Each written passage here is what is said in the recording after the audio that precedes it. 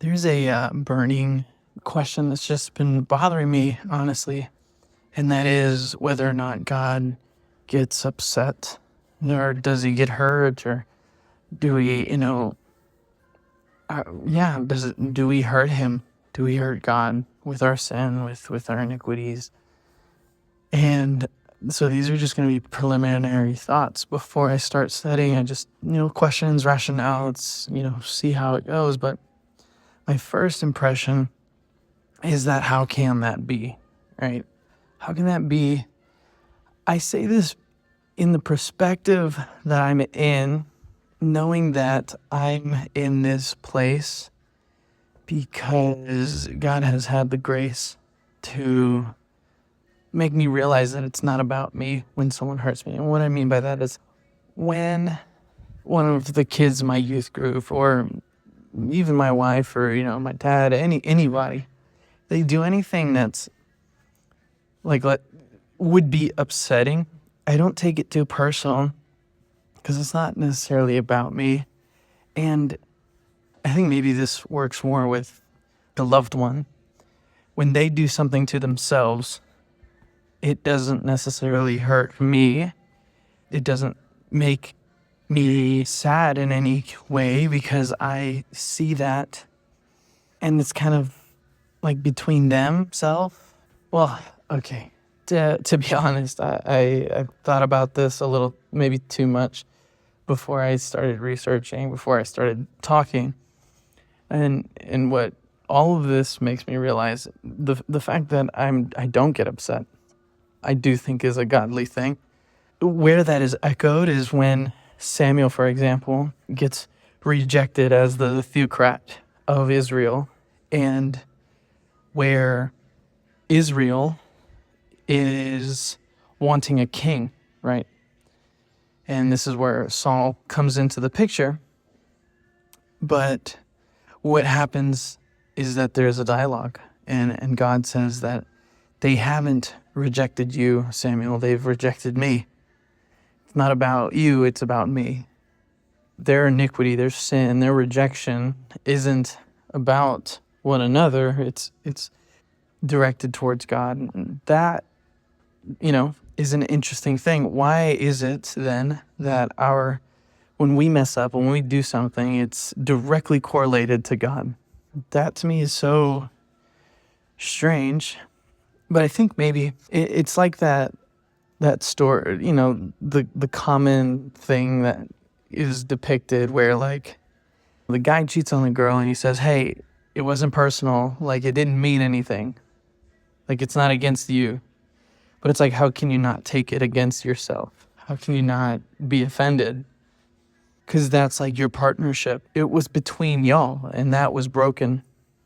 I think this might get closer to the idea of why God is grieved when we sin. Because it's some kind of communion, it's some kind of bond that we have with God. Like, it's not broken, but not even tainted, it's just betrayed.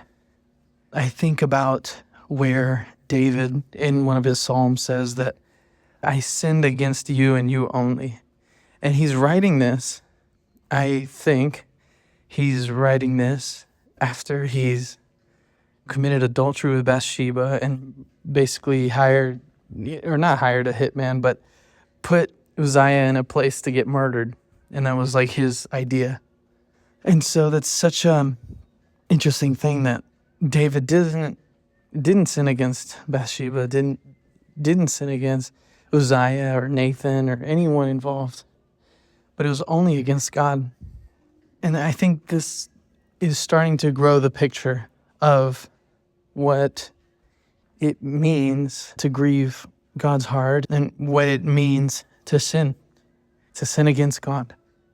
These are things that are important to consider, because if we understand the weight of it, maybe if we're fully conscious of it, we can be more responsible. I don't mean necessarily to go back and forth. Again, this is preliminary thoughts. It's me trying to just get all my ideas out there. This is almost those idea webs or whatever it's called. But it just seems to me well, maybe it's just like the depiction that we have of like perfect beings are emotionless and completely intellectual. And maybe that's the biggest misconception. It's actually funny. I'm starting to think that like a lot of the depictions of perfect and divine that we get from like movies is actually like so damning and harmful to how we imagine God and all these things. But yeah, that's like something that would be in my head. Someone who's, or at least someone who's emotionally whole, doesn't get offended by other people's messes. An emotionally whole person can understand that hurt people, and not to take offense at anything. But then, yeah, it's just that connection of why does God take things personal? And a few, thoughts that I have is the creator creation dynamic, and like, when it's, because I'm thinking now of Genesis and even in Exodus, where Genesis first, where Noah, in the story of Noah, God is grieved because the heart and thoughts of man are so wicked. And it almost paints this picture of this is God's intention for how we function and move through the world. And because we turned out that way, he's regretful, and that hurts him. And that also happens with the people of Israel, where multiple times Moses has to have that one-on-one with God saying, hey, look, don't smite these people because they're your people and you're a man of your word. And now I have my own opinions on their interactions with God, and based on their personality and their characteristics, they see a facet of God and maybe not the full picture. That's very debatable, and I don't know how far like the slippery slope of that goes. So we'll just put that in our back pockets and let's not think too much about that. Another way to think about it, and this is at least now I'm throwing myself and projecting here, but going back to my wife, just acts in a way that I know she can do better, right? And this happens, obviously none of us are perfect or anything, but this is more explaining the dynamic of like, it hurts me not in the sense that it offends me. It hurts me that she's not living her best life and not living a life of, peace and joy and stuff because of the actions she's decided to take, kind of deal. Like, life could be better if it was in alignment with how God wanted us to live. And again, I know that she has the same feeling towards me when I mess up and this and that. But and so I wonder if that's how God is grieved. It's not like a personal thing, but it's because we're just not living our best lives. It's like a pity. So why I think that is because, well, a few things. One, like, I had to evolve to get to that point, right? Like, I took things personal, and it gave me rage and all this stuff. And even if it wasn't because they offended me, but I would get mad at other people for what they're doing to themselves, and that would piss me off, right? Where I can then, have the maturity and the growth of understanding that just some people aren't ready for the next thing or whatever the case is. Like, that was an evolution that I had to have in grace, in love, that was guided by God, I feel like. And the other thing is, when I look at how the Bible describes love and how the Bible describes God's, well, I say irresistible grace, not necessarily in the terms of tulip, but in the sense of just how irresistible it is. I see these commonalities kind of come together and point to this idea. And again, I could be completely wrong, but that's kind of what we're doing here, right?